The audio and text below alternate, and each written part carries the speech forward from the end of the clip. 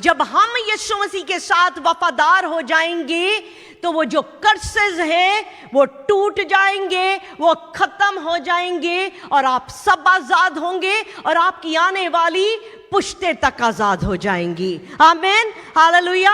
और आज हम इसी आजादी को रिसीव करते हैं, इसी आजादी को रिसीव करते हैं। अगर हम बाइबल में जाएं तो बाइबल में बुक ऑफ जेनेसिस चैप्टर 19 में हम देखते हैं, ये वो कहानी है, ये वो वाक्या है लूत का। जब लूत और उसकी बेटियां सोडम और गोमरा से जब बच के आती हैं तो अब एक वीरानी किसी जगह में है और बेटियां सोचती हैं कि अब हमारी तो जनरेशन खत्म हो गई, और वो पाप करती हैं। वो अपने बाप को शराब पिला के उसके साथ सो जाती है और दोनों प्रेग्नेंट हो जाती हैं। अब हम कई बार पीछे मुड़ के जब हम पुराने एहतनामे में देखते हैं, हमें खुदा बड़ा कड़क सा दिखाई देता है, हमें एंग्री सा गॉड दिखाई देता है। ही इज जस्ट गॉड, वो बिल्कुल सही है। कर्सेस हम खुद जिंदगियों में लेके आते हैं, खुदावंद नहीं देता। खुदावंद पेट में परफेक्ट चाइल्ड को डालता है। हमारे अपने कर्सेस हैं, हमारी अपनी बातें हैं जो उसको डिफॉर्म कर देती हैं। So we have to break those curses. जब मोआब और ये मोआब और अमोनी कहां से आए? मोआब और अमोनी उन दो बेटियों ने जो नाजायज औलादे पैदा करी, वहां से एक मोआब आया और एक अमोनी आए। तो कर्स की लाइन शुरू हो गई उनके आने से। जो उसकी बड़ी बेटी थी उससे मोआब आया, उसकी जो छोटी बेटी थी उससे अमोनी आए।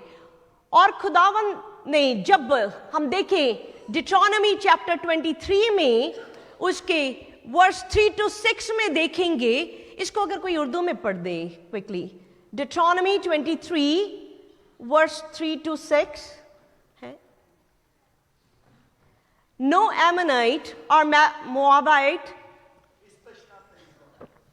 yes, any of their descendants may enter the assembly of the Lord, not even the 10th generation. ये कर्स किया था खुदावंद ने किसको? मोआब को और किसको? अमोनी को। दोनों की जनरेशन को खुदावंद ने कर्स किया कि उनकी 10th जनरेशन तक कोई खुदावंद की प्रेजेंस में भी नहीं आ सकते। और वो क्यों? क्योंकि जब इजराइली आ रहे थे तो उन्होंने उनको रास्ते में कुछ उनको they did not come to meet you with bread and water on your way when you came out of Egypt, and they hired Balaam son of Beor from Pethor in Aram Naharaim to pronounce a curse on you. तो खुदावंद कहते हैं, पर खुदावंद ने कहा कि इजराइलियों के ऊपर कोई कर्स नहीं आएगा, क्योंकि जो इजराइलियों को कर्स करता है खुदावंद उसको ब्लेसिंग में बदल देता है। आमीन। आज इजराइल कहाँ है? एक तो वहां है और यहां पे भी बैठे हैं। आमीन, हालेलुया। एक तो इजराइल फिजिकल इजराइल है, हम लोग क्या हैं? We are spiritual Israel. हम लोग स्पिरिचुअल इजराइल हैं, इसलिए खुदा क्या करता है? उन कर्सेस को ब्लेसिंग में कन्वर्ट कर देता है। हालेलुया।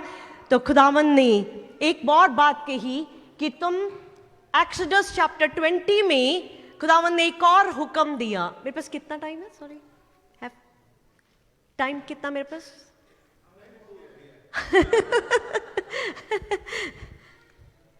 आप सबके पास टाइम है? 5 मिनट और चले। 9:25 ओके, बाकी संडे को कंटिन्यू करेंगे फिर।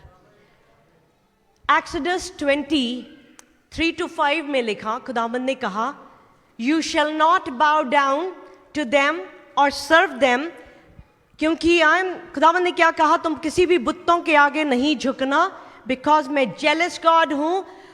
और 4 जनरेशंस तक, अप टू 4 जनरेशंस तक क्या करता हूं? अगर हम इसके आगे देखें कि अगली 4 जनरेशंस तक जो कर्सेस है वो जाते जाएंगे। तो जो हमारी कर्सेस अब पीछे से चले आ रहे थे, जो हमारे बाप दादाओं ने खुदावंद की नाफरमानी करी, जो उन्होंने खुदावंद को नहीं माना, तो क्या हुआ? वो कर्सेस चलते आ रहे। उन कर्सेस में से कुछ कर्सेस हैं जिसमें से डाइवोर्स अगर आप देखेंगे, इट इज अ कर्स। एक फैमिली में आप कहीं कहीं फैमिलीज में देखेंगे बहुत सारे भाई बहनों में एक ही तरह का कर्स देखने को मिलेगा। एडिक्शन, अगर बाप किसी नशे में है तो आप वही नशे को औलाद में भी देखेंगे। दिस इज अ कर्स जो एक जनरेशन से दूसरे जनरेशन में जा रहा है। जो सेक्सुअल सिन है वो आगे से आगे कर्सेस को लेके आते हैं। इमोशनल डिसऑर्डर्स, जो कड़वाहट है, जो गरीबी है, पॉवर्टी है, आपको फाइनेंशियल ब्लेसिंग नहीं मिल रही, this is a part of the curse. अगर कहीं पे फेलियर्स, बहुत से लोग हैं जैसे ही किसी काम के रीच करने लगते हैं, होने लगता है, उसके बाद उसके पहले ही फेलियर आ जाता है, पहुंच नहीं पाते, कोई चीज पीछे खींच लेती है। These could be those curses. कुछ डिजीजेस हैं, cancer goes from generation to generation, and खुदावन ने बड़ी पावर दी। उस वक्त भी उन पास्टर ने भी जब प्रोफेसी करी, एंड वी सी कि खुदावन बहुत काम कर रहे हैं। द कैंसर का जो जनरेशन कर्स है, दिस इज बीइंग ब्रोकन। हमारे पास बड़ी गवाहियां हैं जहां पे इस कदर कैंसर की डॉक्टर ने कहा कि ये अब आइसोलेशन में डाल दिया कि ये अब बच ही नहीं सकते, एंड वहां से भी खुदावन ने ऐसे हील किया, completely healed, because there's power in the blood of Yeshua. Amen. Hallelujah.